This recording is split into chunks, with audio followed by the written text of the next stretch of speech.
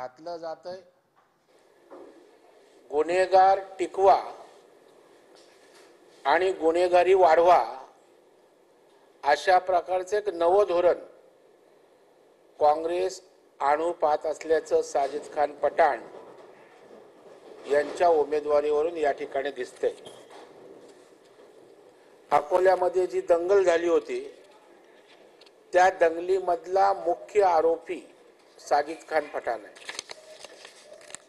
म्हणजे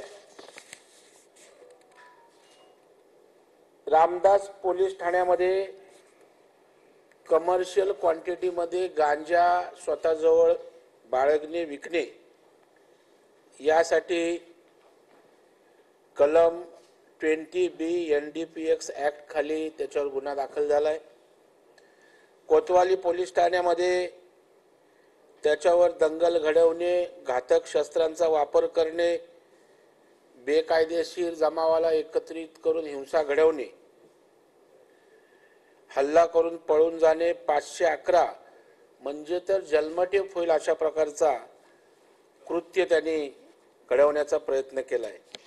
कोतवाली पोलीस स्टेशनमध्ये पुन्हा शासकीय सेवकांवर हल्ला करणे, त्यांना जखमी करणे ज्यामध्ये 10 वर्षाची शिक्षा आहे। पुन्हा कलम 143, 47, 48, 49 अशा प्रकारचे डकैती, खंडणी, सार्वजनिक मालमत्तेचं नुकसान, घातक शस्त्रांचा वापर असे भयंकर गुन्हेगारीचे कलम त्यांच्यावर त्या ठिकाणी लागलेत। खदान पोलीस स्टेशन ठाण्यामध्ये सुद्धा अशाच प्रकारे गुन्हेगारी स्वरूपाचे त्यांच्यावर मोठे गंभीर गुन्हे आहेत।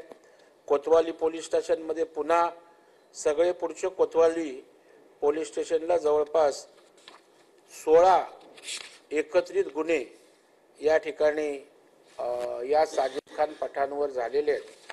आणि त्याच्यामुळे काँग्रेसचं असली स्वरूप भारत जोडो या ठिकाणी बोलायचं आणि भारत तोडोची भाषा करणाऱ्यांना अधिकृत काँग्रेसची उमेदवारी द्यायची, यावरून काँग्रेसचं खरं स्वरूप महाराष्ट्रातील जनतेसमोर प्रकर्षानं येतंय। भारत जोडो न्याय यात्रा करतात, परंतु सर्वसामान्य जनतेवर अन्याय करण्याचं काम अशा प्रकारचा दंगेबाज उमेदवार देऊन, खंडणीखोर उमेदवार देऊन काँग्रेसने या ठिकाणी केलंय। निश्चितपणे तुम्ही उमेदवारी दिलीत, परंतु जनतेच्या न्यायालयामध्ये या ठिकाणी त्या उमेदवाराला त्याची जागा दाखवण्याचं काम अकोल्याची जनता निश्चितपणे करेल। आणि काँग्रेसला थोडी लाज शरम काही उरली असेल तर त्यांनी अशा दंगेबाज, खंडणीखोर, गुन्हेगारी, अगदी जन्मठेप 10 वर्षाची सजा भोगू शकणारी कलम असणाऱ्या उमेदवाराची उमेदवारी मागे घेईल का आणि जनतेच्या न्यायालयात जाईल का, अशा प्रकारचा या ठिकाणी माझा काँग्रेसला सवाल आहे।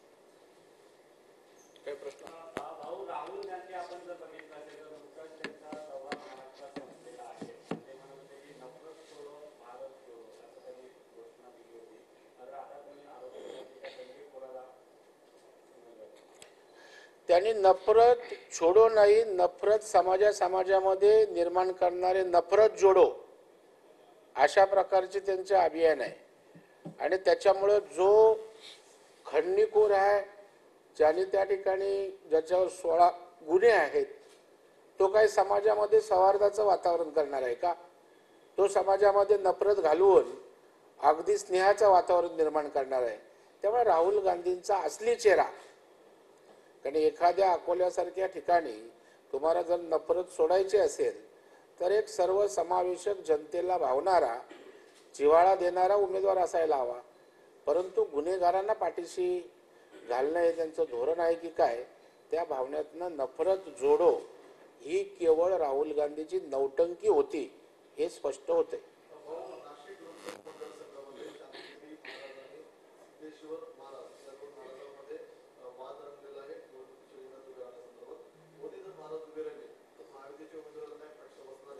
नाही, एक लक्षात ठेवा, लोकशाही आहे, प्रत्येकाला त्या ठिकाणी निवडणूक लढवण्याचा अधिकार आहे. वाद विवाद मतांतर या निवडणुकीत होतं.